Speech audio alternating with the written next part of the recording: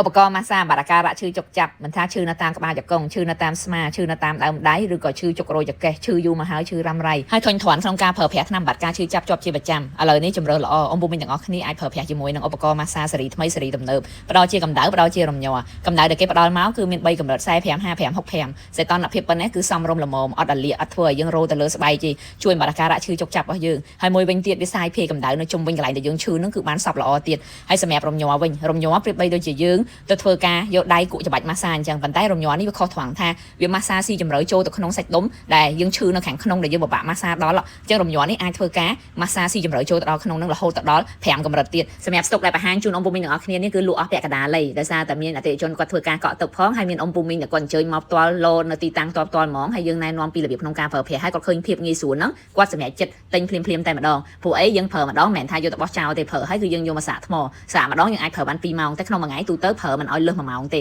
បានន័យថាបើសិនជាយើងឈឺកម្រិតស្រាវធម្មតាទេយើងម៉ាស្សាត្រឹមតែកន្លះម៉ោងបានហើយតែបើយើងឈឺរៀងមធ្យមដែរម៉ាស្សាឲ្យបាន45នាទីហើយបើឈឺខ្លាំងយើងម៉ាស្សាឲ្យបាន60នាទីដូច្នេះសម្រាប់ព័ត៌មានលម្អិតអ៊ំពុំមីងទាំងអស់គ្នាអាចធ្វើការឆាតមកកាន់ Page ឬក៏ឆាតមកកាន់ Telegram ដែលខ្ញុំដាក់នៅខាងក្រោម link TikTok